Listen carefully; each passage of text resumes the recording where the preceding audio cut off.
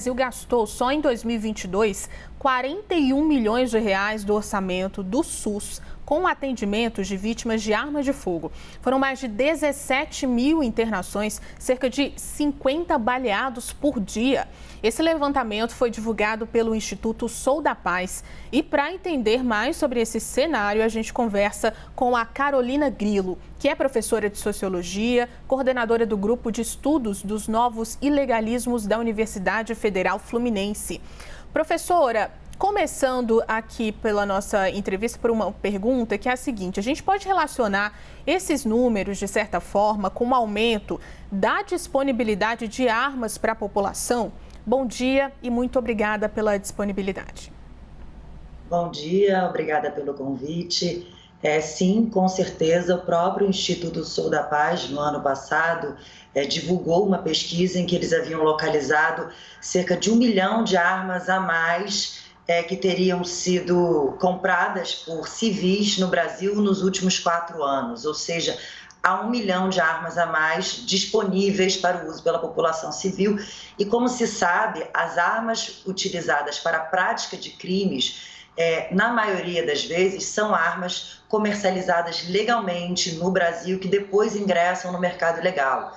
Então, quando há um aumento de armas em posse da população comum, é comum que essas armas passem a adentrar cada vez mais no crime organizado e sejam utilizadas para a prática de crimes comuns violentos.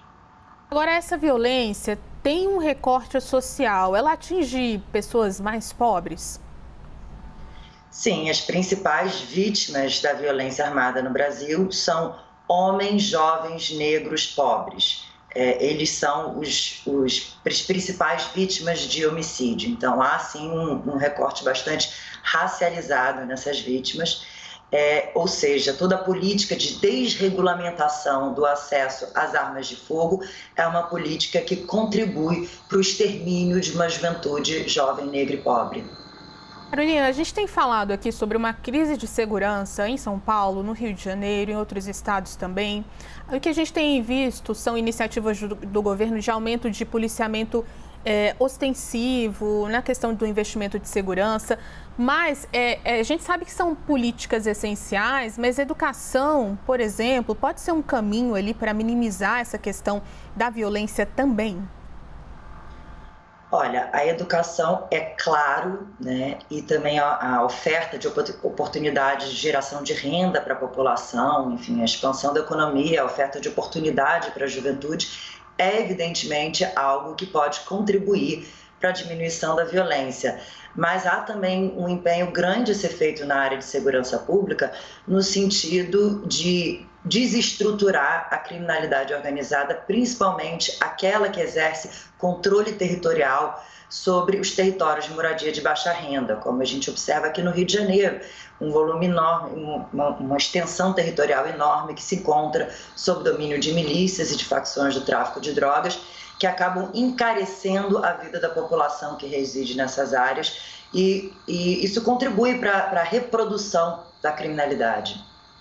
A gente está falando também sobre a questão de uma juventude, né? A gente trouxe aqui nesse ano um levantamento, mais uma vez, né, que mostra mais uma vez ali do mapa da violência, que os jovens negros são mais mortos e também estão ali envolvidos também com a criminalidade. Então, a gente está falando de uma política pública, talvez, que precise acessar a juventude, é isso? Sim, principalmente quando a gente olha a questão dos arrastões no Rio de Janeiro, Copacabana e a mobilização que há em torno disso, uma ênfase em cercear o direito de adolescentes de acessarem um espaço de lazer democrático, que é a praia, se fazendo por meio de operações de impedimento do acesso à praia por parte desses adolescentes, quando na verdade não há nenhuma política orientada para oferta de oportunidades de lazer, de acesso à cultura, de acesso à educação, de acesso a trabalho para esses jovens. Então, de fato, no que se refere especificamente à juventude, quando a gente fala de arrastões, a gente não está falando de criminalidade armada, não é criminalidade organizada, é um tipo de prática criminal ligada a comportamento de grupo de jovens. Esses sim são questões que podem muito muito mais facilmente ser abordadas pelo olhar da cultura, da educação, do acesso a oportunidades.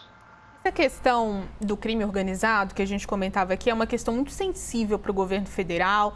Houve, inclusive, uma pressão ali em cima do Ministério da Justiça e de Flávio Dino para a apresentação de um plano de segurança que focasse na questão do combate ao crime organizado. O que a gente pode pensar para os próximos meses e nesse segundo ano aí da gestão de Lula, que possa, então, de alguma forma, enfrentar esse que é um ponto muito sensível para a segurança pública como um todo aqui no país? No que se refere ao crime organizado, especialmente aqui no Rio de Janeiro, o governo federal tem um papel muito importante, sim, não por meio da oferta de agentes para o policiamento ostensivo, de reforço do policiamento ostensivo, mas por meio de práticas de investigação, porque a gente tem uma situação em que, principalmente no caso das milícias, a corrupção do aparato policial, das forças de segurança responsáveis por investigar e prender os milicianos acabam envolvendo, né, essas forças responsáveis acabam tendo agentes que participam desses grupos criminais. Então, de fato, por meio da Polícia Federal, por meio de investigações, por meio de suporte a ações de fiscalização dos mercados que oferecem as bases econômicas para a reprodução desses grupos, há muito que ser feito do ponto de vista do governo federal, que possui, na verdade, menos envolvimento, não há muitas notícias de envolvimento de agentes estatais do âmbito federal com esses grupos, então, principalmente no que se refere a investigar a participação das próprias polícias estaduais, isso cabe sim ao poder público federal. Professora, a gente está falando de um ano de eleições municipais em que essa questão da segurança com certeza vai fazer parte aí dos debates. Falando aqui especificamente de São Paulo, a gente tem um grande problema de décadas que é a questão ali da Cracolândia, né? Muito se fala sobre aumento de policiamento nas regiões por onde a Cracolândia se instala. O que a gente pode pensar de alternativa ou de solução para esse problema, pensando que esses candidatos ou pré-candidatos vão passar a discutir iniciativas para enfrentar isso?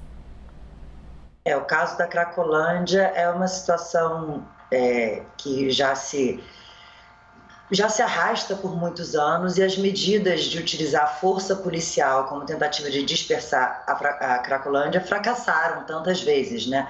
Ali é um caso de assistência social, porque realmente a gente está lidando com uma população extremamente empobrecida, muita gente em situação de rua e muitas pessoas com problema de dependência química. É uma questão que não vem sendo ainda abordada de maneira eficiente.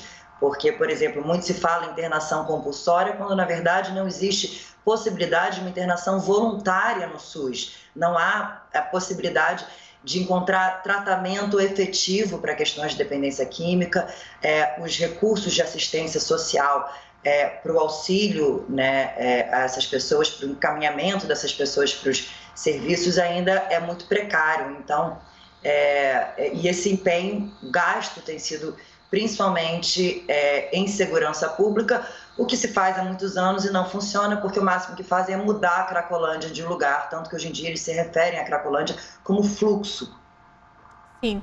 Professora, uma última pergunta. A gente está falando sobre, claro, investimentos, e aí, diante dessa crise de segurança, muitas iniciativas partiram ali do governo pensando em aumento de efetivo, mas a gente tem um déficit no Brasil que é muito grande, né? Por exemplo, o secretário de Segurança do Rio de Janeiro, ele admite que precisa de mais de 25 mil policiais, pensando aí nos agentes que precisam trabalhar na questão do policiamento ostensivo. O déficit de agentes é o problema principal nesse momento? Não. Inclusive, em cidades onde a gente encontra uma questão de segurança pública bem grave, como o Rio de Janeiro, a razão entre policial e população é muito mais elevada do que na maioria das grandes cidades do mundo, né? Então, não se trata... Basta andar no Rio de Janeiro que a gente vê polícia por toda parte. Não dá para ter um policial em toda esquina e achar que é assim que a gente vai resolver a questão da segurança pública. É preciso que a sociedade se pense de outra forma, procure maneiras mais efetivas de lidar com conflitos sociais, com possibilidade de ofertar oportunidades de trabalho, de geração de renda para as pessoas e também, enfim, a ênfase numa política ostensiva, violenta, truculenta, acaba contribuindo para reproduzir a violência em vez de mitigá-la. Ações de inteligência investigativas focadas em identificar atores intermediários nas redes criminais, tentar desarticular os esquemas de receptação de mercadorias roubadas, aqueles atores que intermediam a relação entre o poder público e a criminalidade organizada. Isso sim possui um efeito muito mais disruptivo na criminalidade do que o aumento do policiamento ostensivo. A gente conversou agora com a professora de Sociologia, Carolina Grilo. Muito obrigada, professora, pela disponibilidade e pelas informações importantes aqui. Eu que agradeço.